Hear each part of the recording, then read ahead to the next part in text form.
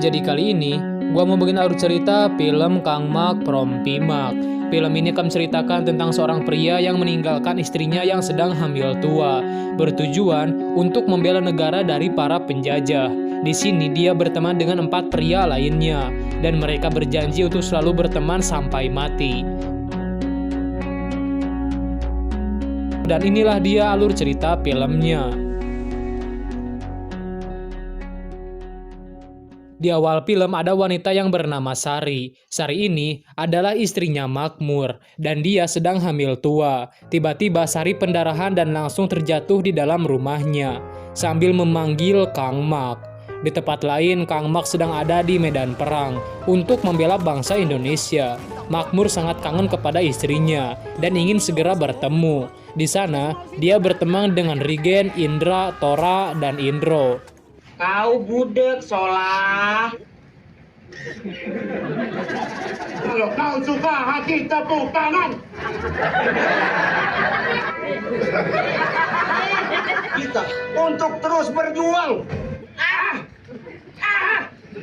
Makmur yang kepepet pulang, dia pun menyemangati temannya agar perang ini segera berakhir. Dia tahu kalau istrinya sudah melahirkan, dan dia ingin segera kumpul dengan istri dan anaknya. Indro yang merupakan jenderal mereka melakukan yel-yel supaya semangat mereka bangkit kembali, dan mereka pun berperang kembali.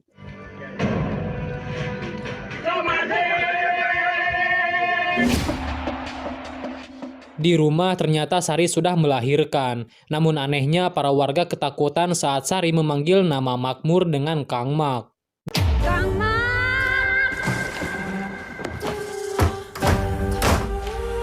Sari itu sudah mati. Di medan perang, Makmur berdoa untuk tidak mati di medan perang karena dia ingin bertemu kembali dengan istri dan ingin mencium anaknya. Mereka pun ikut bersemangat dan mendeklarasikan kalau di antara mereka jangan ada yang mati. Sudah saatnya kita bangkit dan melawan. Tuhan, jangan ambil nyawa saya ya Tuhan. Kita semua di situ. Makmur tertembak dan pingsan bersama 4 temannya. Pagi pun tiba, dan mereka berempat pun terbangun, dan mereka sangat bahagia karena mereka selamat dari perang. Mereka pun akhirnya selesai bertugas, dan segera merencanakan kepulangan mereka. Pertama, kita ke kampungnya Makmur yang Di perahu, mereka pun bertanya kepada Makmur, apakah Sari jago masak. Sari bisa masak pecel lele nggak? Bisa Kang, kalau ini ikan bakar kecombrang. gampang gitu mah. Ayam rendang diungkep kulit jeruk bunga pepaya. Jangan kan bunga papaya, bunga kamboja aja bisa. Wah, enak nih. Kalau pepes-pepesan bisa nggak? Pepes apa? Segala pepes ikan, pepes cumi, pepes tahu, semuanya bisa. Pepes kambing. Pepes kambing. Pepes kambing mah gede. Bungkusnya pakai daun apa? Ya pakai daun pisang, Mur. Kang Fajrul, maaf. Ini daun pisang paling segini. Ini kambing, kita ngomongin kambing itu gede. Enggak, maksud aku pakai daun pisang. Kambing dipotong-potong kakinya, dada gitu kayak ayam. Jangan sekambing-kambing kok pepes. Gila. Tahu. Ya udah. Repot lah. Ini aja, gampang banget saya mah. Telur mata sapi pakai sambal. Wih. Nah, Ya. tadi aja kita ngomongin kambing sulit. Sekarang mau ngomongin sapi segala ya bagaimana? Mur. Diam lu. Apaan sih? Telur mata sapi kan gampang. Tinggal minyak goreng. Terus dipecahin telur di atasnya, tambahin garam. Sebentar Kang Jaka. Ini ya, saya sih ragu. Masalahnya, Kang Salah belum kenal Sari, saya susah ngejelasinnya. Lagi, ntar dulu Dim, lu. Sebentar. Gak ada urusannya kenal sama goreng telur ya. Ya begini deh, kalau misalnya telur mata sapi ya, jujur saya ragu Sari itu bisa atau enggak. Palingan juga kalau sekedar telur ceplok mah, ya itu makanan kita sehari-hari bisa. Hah? Apaan sih? Di mana-mana telur ceplok sama telur mata sapi itu sama. Lu lu tolek. Lu tua. Lu juga nih.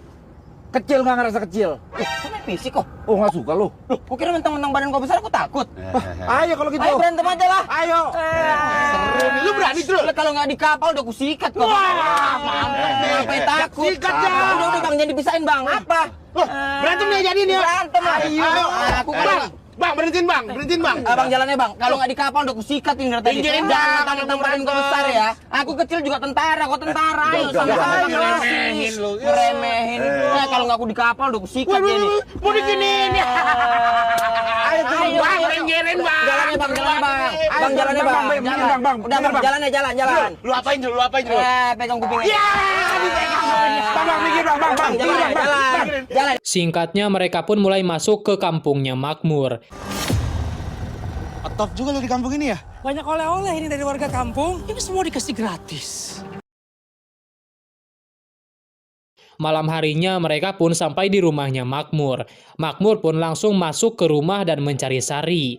Di luar, tukang perahu tiba-tiba kabur dari sana meninggalkan mereka di sana.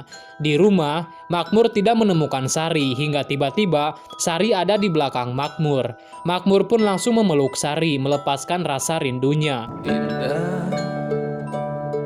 Ini kampung kau, Mur. Sepi kali. Oh, Sari. Enak juga ya kalau punya istri. Gue juga kalau punya istri, gue cium-ciumin.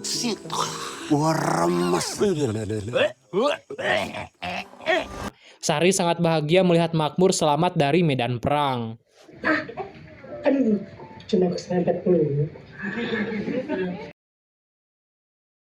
Di luar, mereka merasa cemburu kepada Makmur karena bisa disambut oleh istrinya. Makmur melihat perutnya Sari dan Makmur mengira kalau Sari itu keguguran. Namun ternyata anaknya Makmur sudah lahir. Makmur pun menggendongnya dan mengatakan kalau anaknya sangat cantik. Sari pun menjawab kalau anak itu laki-laki. Seperti wajahmu, Sari. Jadi kita laki-laki. Tapi Makmur, nama yang akan selalu inti-intikan. Cipluk. Ini cipluk. Sari. Saya Supra Widodo, Cokro Aminoto, Gatot Subroto, Sudirman Hatta. Hai Sari. Sari itu adalah wanita paling cantik di kampungnya, sering juara umum di bidang kecantikan. Karena kecantikan Sari tidak ada yang bisa ditandingi siapapun. Namanya luar biasa. Cipluk. Karena tukang perahunya kabur, Makmur pun lalu menawarkan mereka untuk nginep di kampungnya. Karena ada rumah kosong yang udah gak kepake, jadi mereka bisa pakai rumah itu untuk istirahat. Di rumah, Sari dan Makmur masih melepaskan rasa rindunya dan berbicara kalau Makmur mati, dia akan kembali sebagai setan demi bertemu dengan Sari dan anaknya. Lalu Sari pun bertanya kalau Sari yang mati pas Makmur di medan perang. Makmur pun menjawab kalau itu tidak mungkin terjadi karena buktinya sekarang mereka sudah bisa bertemu kembali. Di rumah yang lain, Rigen terbangun dan melihat bayangan wanita. Tapi Indro malah melihat bayangan burung. Lalu Indra, dia malah melihat anjing. Kemudian Tora, dia melihat bayangan setan.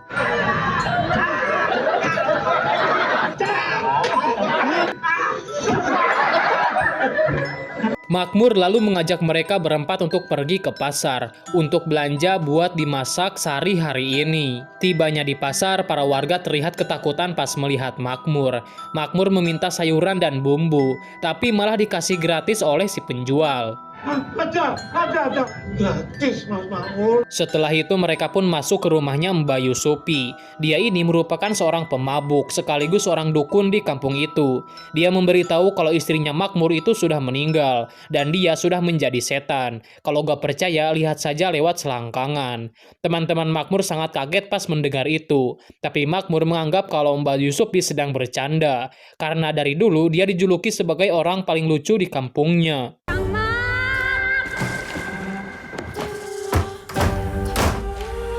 Sari itu sudah mati. Kamu sudah percaya. Intip lewat selangkangan. Kang Solah ngapain? Harus ada yang ngasih tau Makmur kalau bininya tuh setan.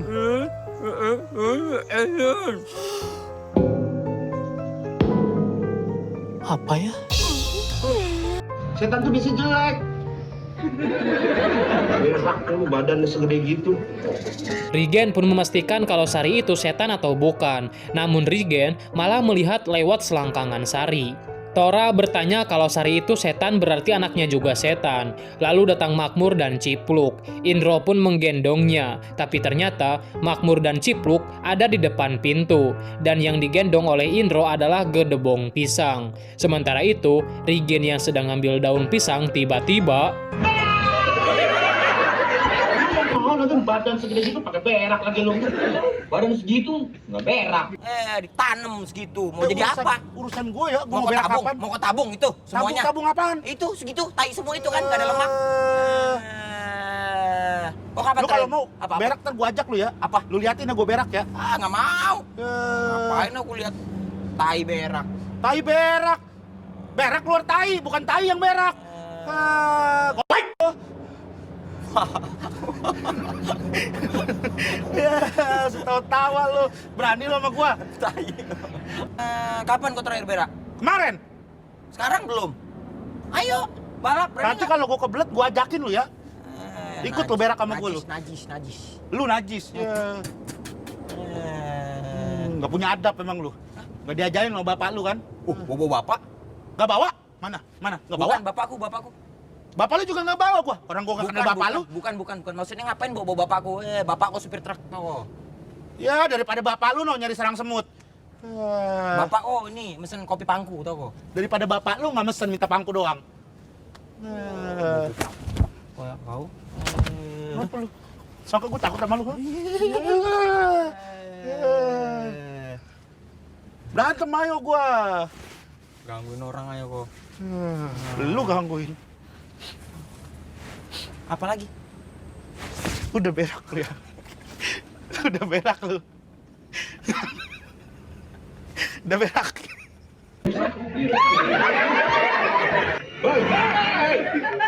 Aman, dia bukan setan. Indra yang mau buang berak, dia melihat tengkorak di belakang rumah dengan cincin nikah di jarinya.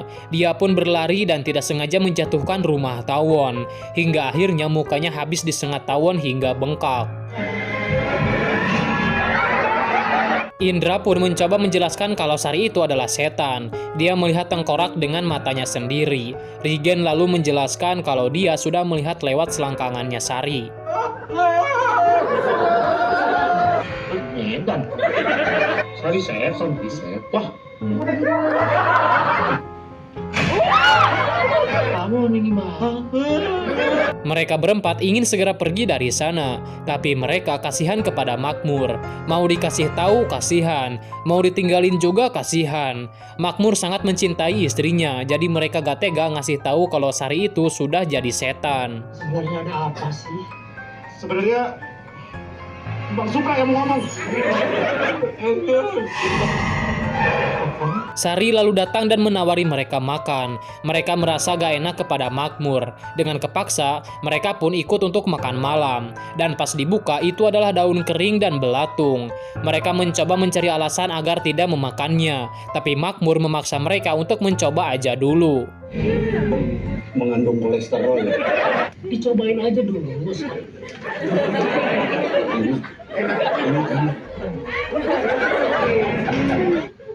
Teksturnya lembut. Dia pengen nambah. Sampai nangis terharu. Pas Makmur mengambil makanan penutup, mereka pun segera kabur dari sana.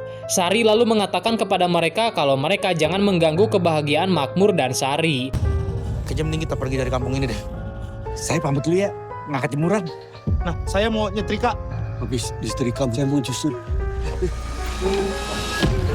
Kalian harus berhenti mengganggu kebahagiaan saya dan Kang Makmur. Janji.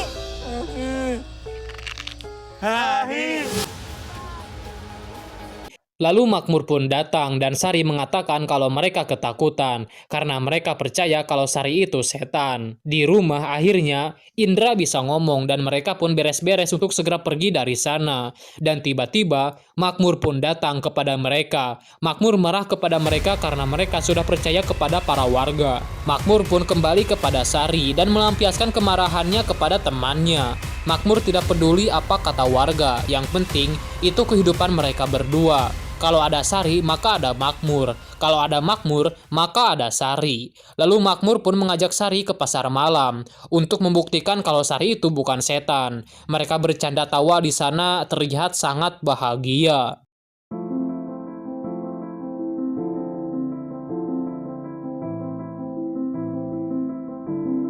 Makmur bicara kalau Makmur sangat cinta kepada Sari. Begitupun dengan Sari. Mereka adalah pasangan yang saling mencintai. Mereka pernah berjanji kalau jangan ada rahasia di antara mereka. Di sini, Sari mau memberitahu yang sebenarnya. Sari mau kalau Sari mati duluan, Makmur harus bisa melanjutkan hidup, nikah dengan wanita lain, dan mencari kebahagiaan lain. Tapi Makmur menjawab kalau mereka harus hidup dan mati bersama. Makmur ingin Sari itu adalah cinta terakhirnya. Sari pun menangis bahagia mendengar perkataan dari Makmur.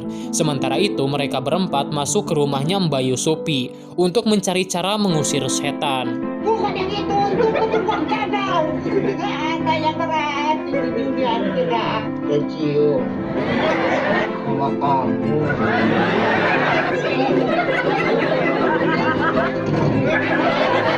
Di tempat lain, Makmur dan Sari akan masuk ke dalam rumah hantu.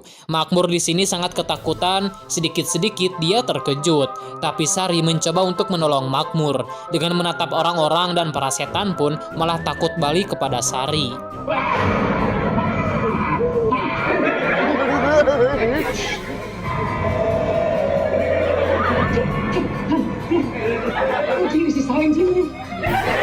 Lalu tiba-tiba Makmur terpisah dengan Sari. Sari pun kemudian mencari Makmur dan anehnya, Makmur malah ke tempat teman-temannya. Kamu jangan dulu saya sama Sari.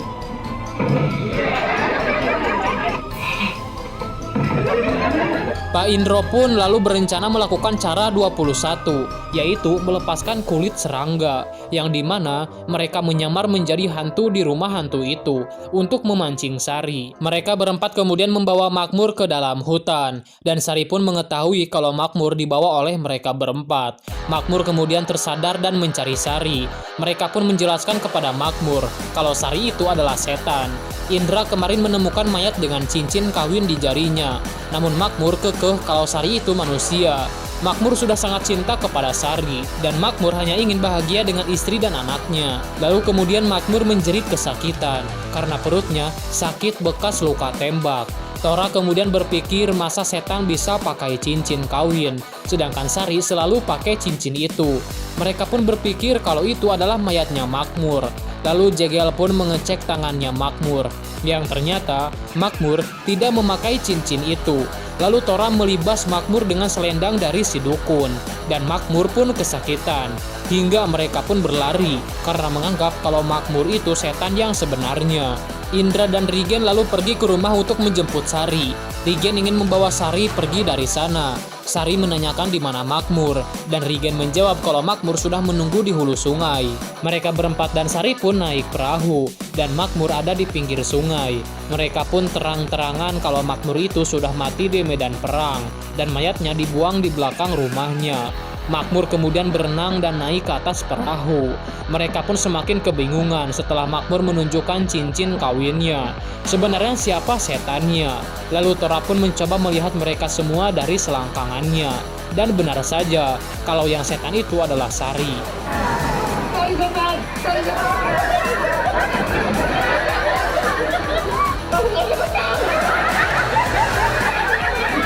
Mereka kemudian memukuli Makmur karena Makmur masih gak mau pisah dengan Sari. Lalu mereka pergi ke saudara kandungnya Mbak Yusupi, dan itu adalah Andre. Andre lalu memanggil arwah Mbak Yusupi karena sebelumnya Mbak Yusupi sudah mati oleh Sari.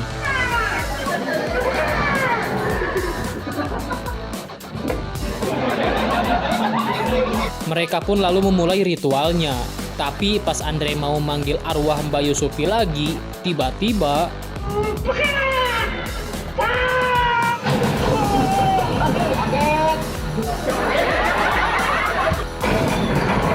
Sari pun kemudian datang ke tempat itu. Sari menunjukkan jati dirinya kalau dia itu ternyata setan sungguhan. Mereka mencoba mengusir Sari dengan berbagai cara, sampai ditebas pakai pedang kayu. Tapi Sari tidak tumbang-tumbang. Andre lalu mencoba pakai cara terakhir, yaitu dengan cara Cara ini adalah cara terlarang. Kamu tahu nggak? Setan, apa hal yang cantik gitu? Itu setan, itu jahat, dia tuh iblis, dia tuh laknat.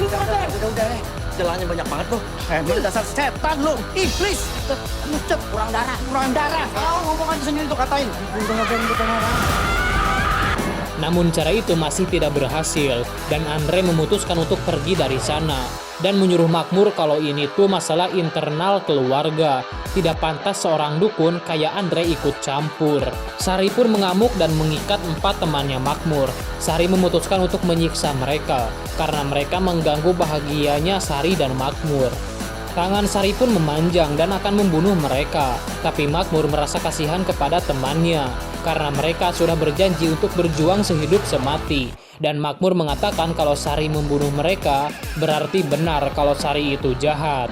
Sari pun luluh dan menuruti perkataan Makmur. Makmur akan selalu cinta kepada Sari walaupun mereka beda alam. Dan Makmur mengatakan untuk membunuhnya saja, agar mereka berdua bisa bersama-sama lagi. Dan sebenarnya Makmur sudah tahu kalau Sari itu sudah meninggal. Dia tahu kalau Sari sudah mati. Pas dia pulang dari pasar, Makmur melihat Sari dari selangkangannya. Makmur tahu kalau mayat di belakang rumahnya itu adalah mayat Sari.